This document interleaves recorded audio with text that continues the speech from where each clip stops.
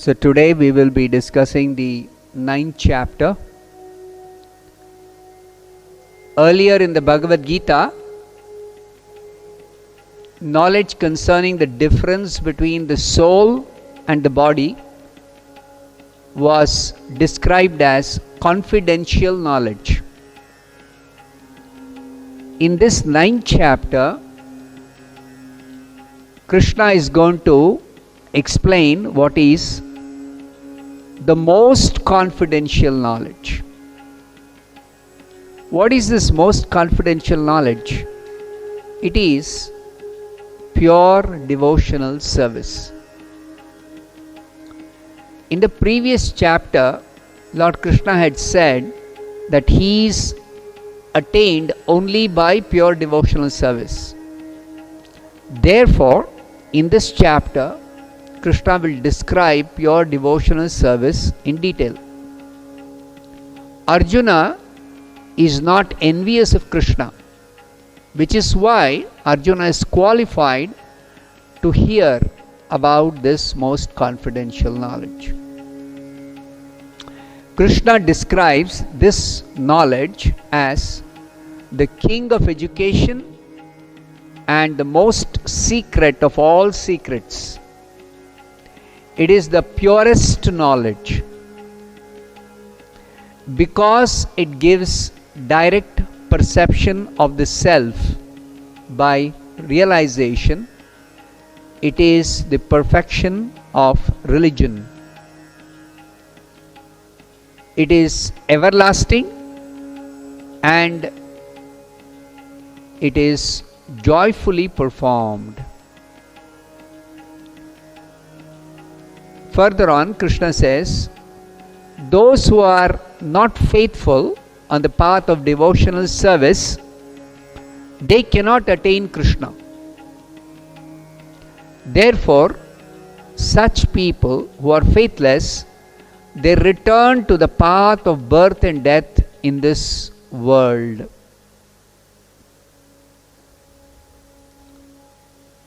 Now, Krishna describes something about his unmanifested form. Krishna says he is spread throughout the universe in his unmanifested form. He says all beings are in him, but he is not in them. In his unmanifested form, he is not present in anybody. What is this unmanifested form of Krishna? It is the energy of Krishna. Energy of Krishna, we know, is spread everywhere. Everything in this world is resting on Krishna's own energy. Therefore, Krishna says all beings are in him. Are in him means in his energy. They are resting on his energy. Now, when he says he is not in them, that means he is completely aloof from this world, from his energy. Krishna is completely aloof. Although Krishna is spread everywhere by his energy, he does not lose his personality. He does not lose his personality. Krishna further says he's got a specific type of mystic opulence. Even though all beings are in him, he also says by his opulence all beings are not in him also. How is that? He explains, although he is the maintainer of all living beings and although he is spread everywhere, he is not a part of this material creation because his self is the source of this creation. Since he is the source, he is aloof from the creation. To help us understand this mystic opulence of Krishna, Krishna gives an example. He says, just as the mighty wind blowing everywhere rests always in the sky, he says, similarly, all created beings rest in Krishna. We know that the wind is blowing everywhere, but it does not go beyond the sky. The wind is always contained in the sky. Similarly, Krishna creates, maintains and destroys all living beings. Still, he himself is aloof from everything created, as the sky is aloof from the wind. Wind is contained within the sky, but the wind will never mix with the sky, or the sky will never mix with the wind. Similarly, Krishna creates everything, and everything is resting in Krishna, but Krishna is aloof, completely aloof from the creation. Regarding Krishna's supreme position, he says, at the end of every millennium, everything that is created enters into his nature. And at the beginning of another millennium, by his potency, Krishna creates everything again. So, he says the whole creation is under him. Under his will, this creation is automatically created again and again. And simply by his will, it is destroyed at the end of the millennium. All this kind of activities do not bind Krishna. He is always detached from all these material activities, as if he is completely neutral. Now, regarding this material nature, Krishna says, it is one of his energies. This material nature is one of his energies.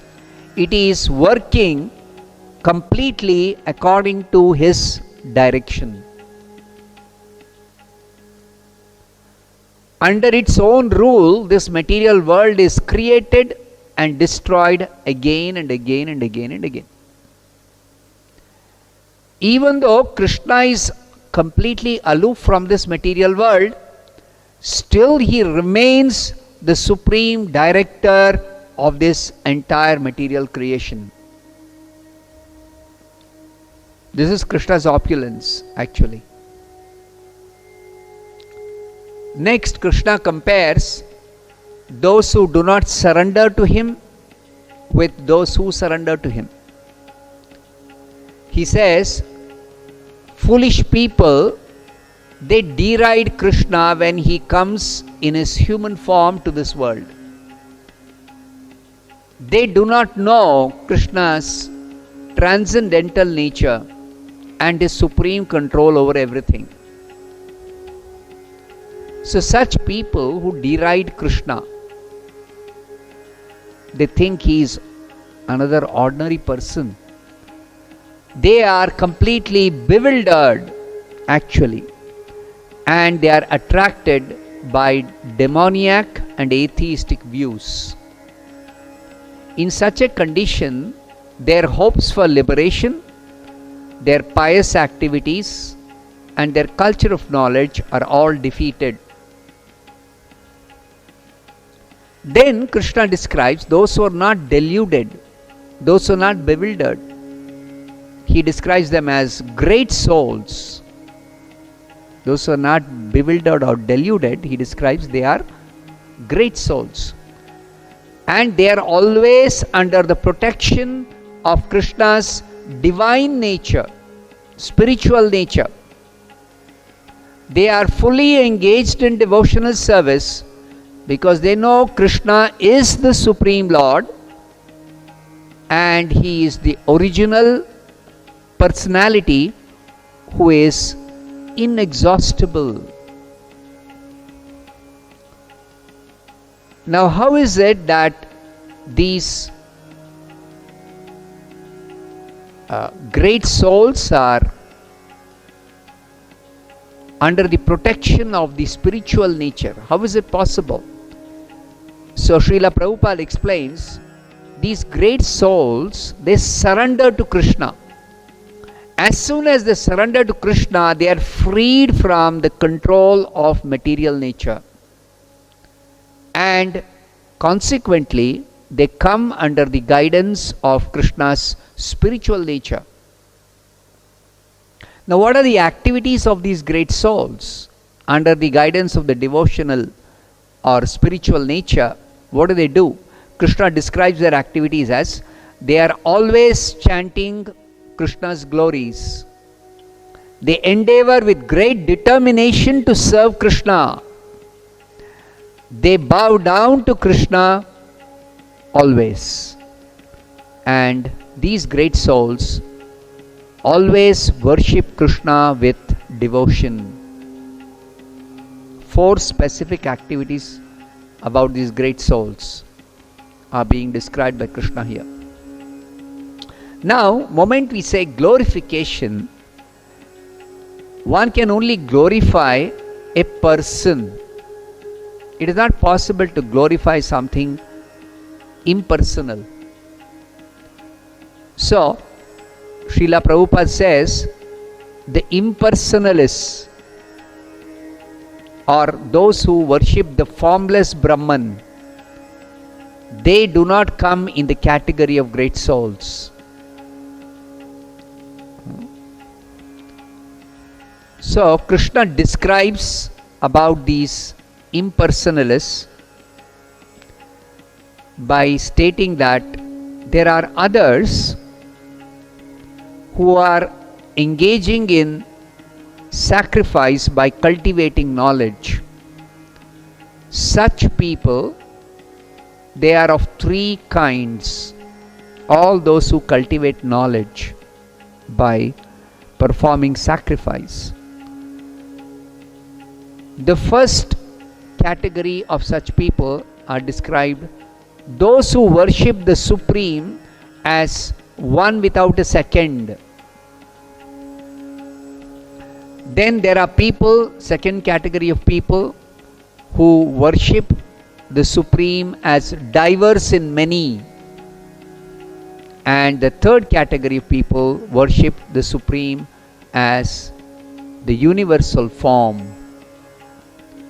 Now, those who worship the Supreme as one without a second, they are the category of people who consider themselves as God.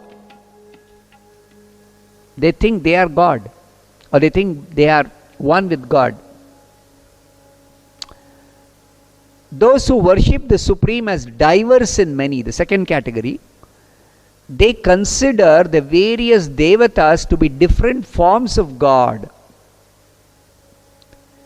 And the third category of people who worship the universal form, they consider this universe to be God. It's very interesting. All these 3 categories of people really do not know who is God. So the first category think, I am God. Second category think, so many devatas, they are all different gods or forms of God. And the third category think, whole universe is God.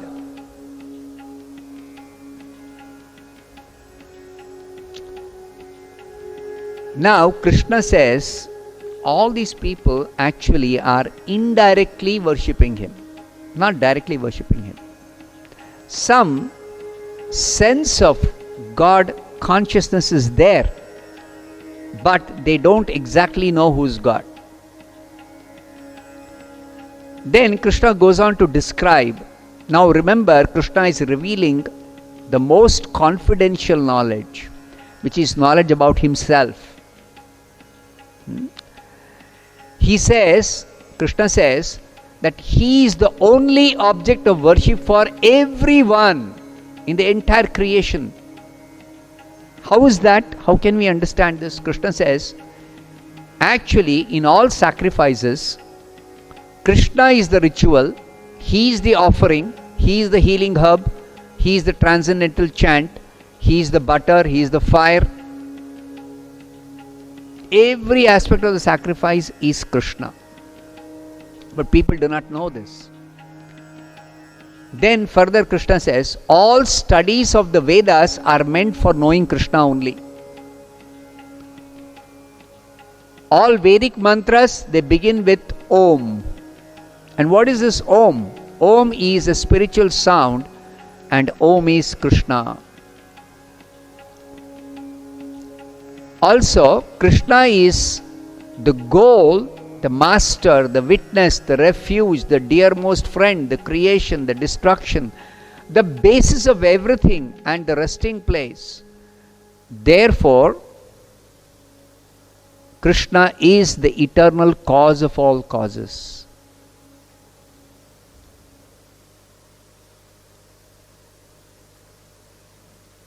By understanding this, Krishna gives a confidential instruction here.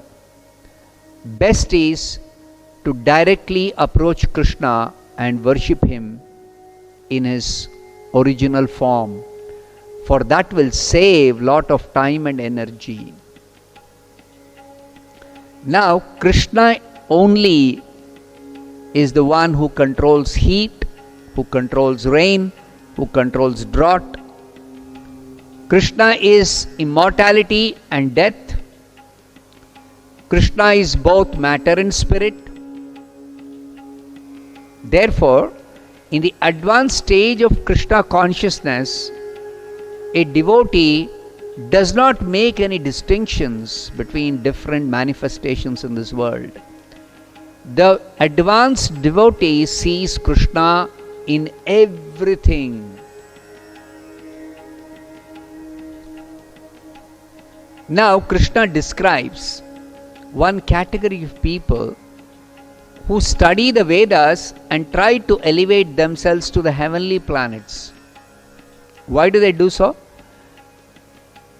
Because they have a desire to enjoy heavenly happiness. So such people, Krishna says, they worship Him indirectly by performing the necessary form of worship. They become purified of sinful reactions. Then they take birth on the pious heavenly planets and they enjoy certain godly delights. But what happens when they have exhausted their vast heavenly sense pleasures? After the results of their pious activities are exhausted, they return to this earth planet again. That means they cannot permanently stay after going to heavenly planets. They cannot permanently stay there.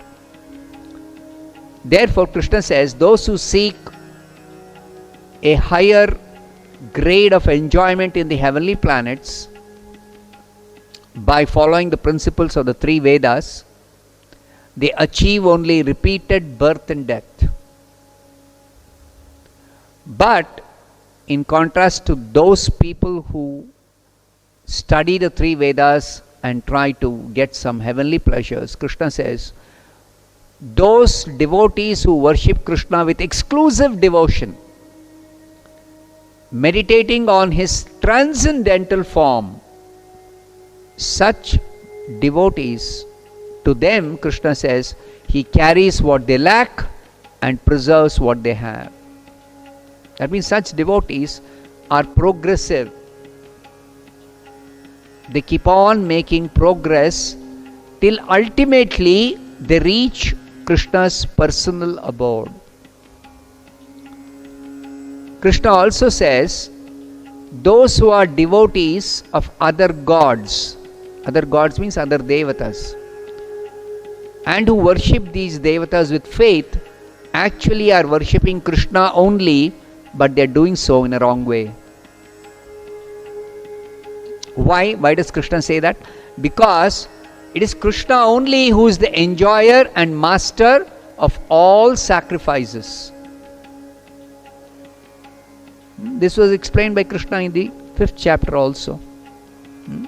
He is the enjoyer of all sacrifices, and one who knows this about Krishna is able to actually attain peace from the pangs of all material miseries. So here he is telling, repeating that, but in a different context. He is telling, since he is the only enjoyer and master of all sacrifices, those who do not recognize his true transcendental nature, they fall down. They are unable to elevate themselves beyond birth and death in this material world. Now, different kinds of worship have different destinations. Krishna says those who worship the demigods will take birth among the demigods. Those who worship the ancestors, they go to the ancestors.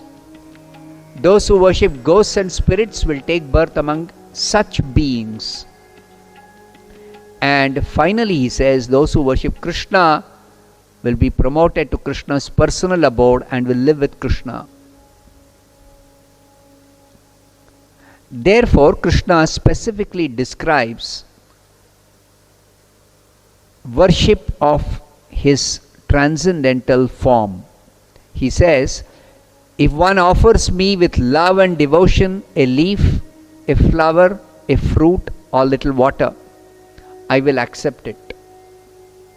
This is totally in contrast to so many rules and regulations which are very complex when it comes to worshipping devatas, when it comes to performing sacrifices, when it comes to studying the 3 Vedas and engaging in specific worship for elevation to heavenly planets.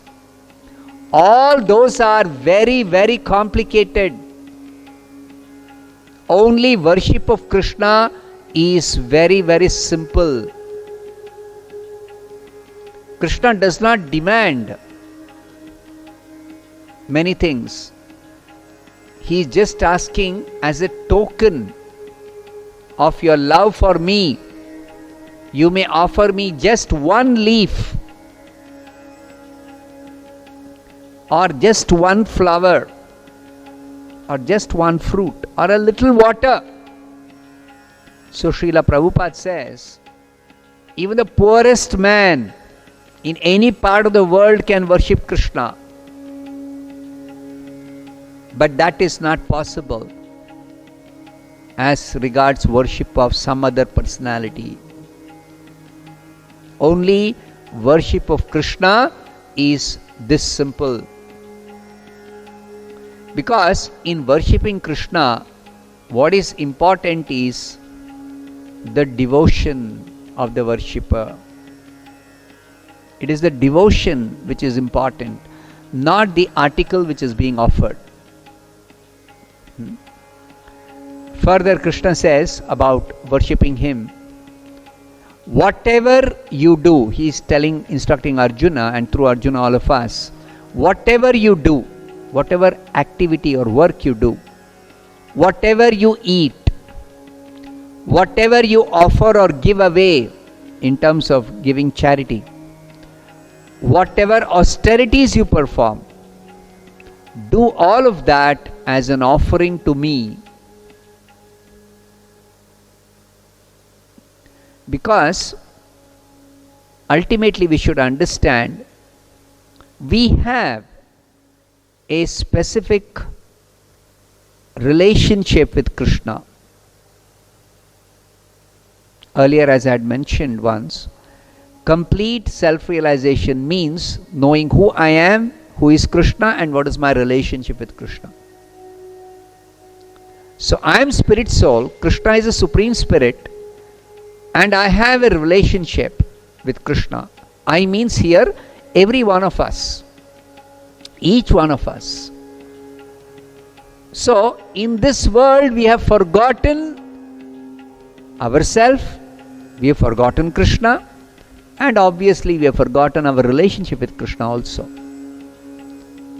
So the real aim of spiritual life or spiritual practice or self-realization is to discover ourselves as spirit, soul, to discover Krishna as the supreme spirit soul, and to revive our relationship with Krishna.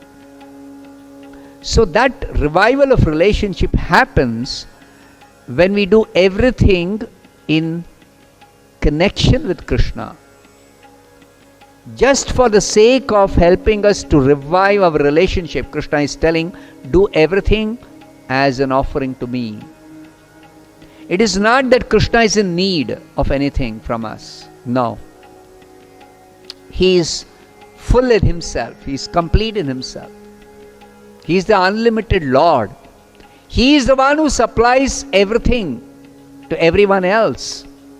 He is the only maintainer of everyone. So certainly he is not in need.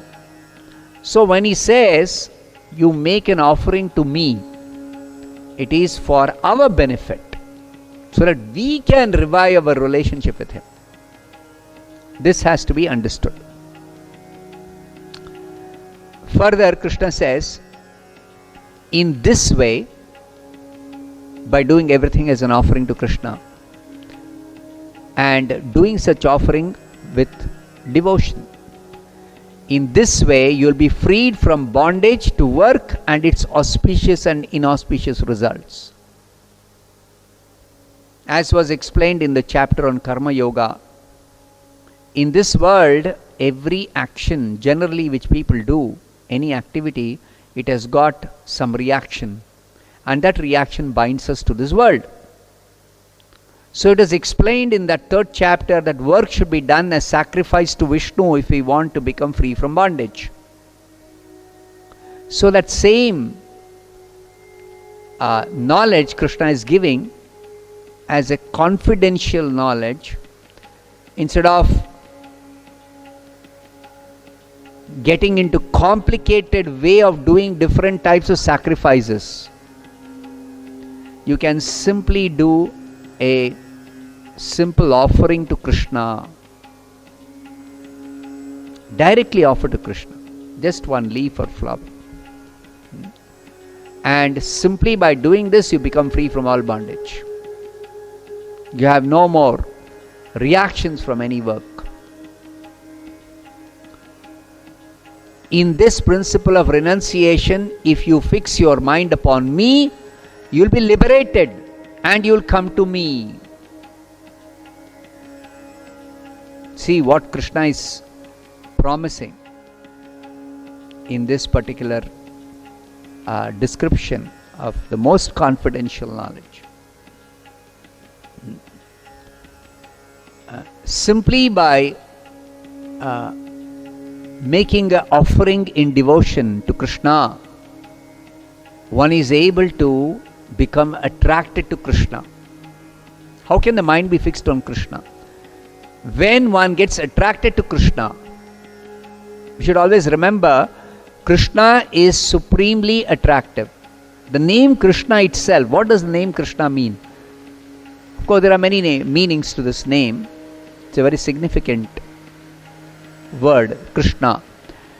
One of the important meanings of the word Krishna is one who is all attractive, supremely attractive. So because Krishna is supremely attractive, it is very easy to fix our mind on Krishna. And by simply fixing our mind on Krishna and engaging in his service by making a devotional offering to him, we can become liberated from all material bondage. And in the end, we are able to go to Krishna's personal planet to live with him. Now Krishna further clarifies his special interest he takes in his devotees. He says I envy nobody, neither I am partial to anyone. I am equal to all. As the Supreme Lord, Krishna is impartial. He is equal to everybody. But he says, one very confidential thing he says here. Whoever renders service to Krishna in devotion, such a person is a friend, is in Krishna, and Krishna is also a friend to him. So even though Krishna is equal to everybody, he is not partial to anyone. Krishna is neutral. As regards those who are non-devotees, as far as devotees are concerned, Krishna has got a special interest in devotees, that he regards he regards such devotees as his friend, and he also reciprocates in a friendly way with devotees. Regarding such devotees who are always engaged in his devotional service, Krishna says, even if such a devotee commits the most abominable action, Krishna says, if such a devotee is constantly engaged in devotional service, such a devotee, even if he does the most abominable action, is to be considered saintly. Why? Because simply by engaging constantly in devotional service, such a devotee is properly situated in his determination. What happens? Because of constantly engaging in devotional service, even if sometimes a devotee may commit some mistake, he quickly becomes righteous and he attains lasting peace. Krishna tells Arjuna, declare boldly that my devotee never perishes. Krishna gives special protection to his devotees. Then further, Krishna reveals something very, very confidential again. He says, those who have taken birth in very sinful families, or those who are low-born, just like merchants, labor class people,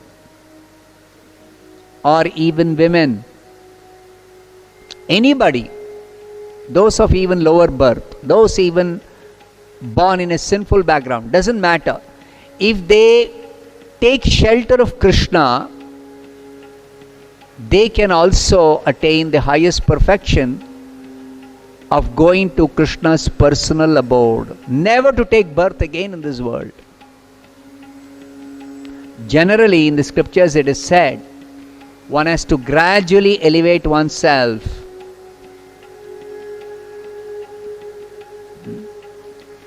One has to gradually elevate oneself.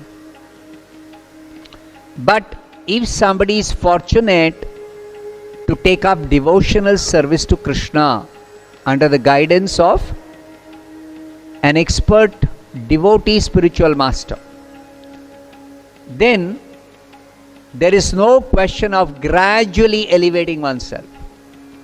One directly elevates oneself to the highest perfection without going through gradual progress, step by step progress. No, not required.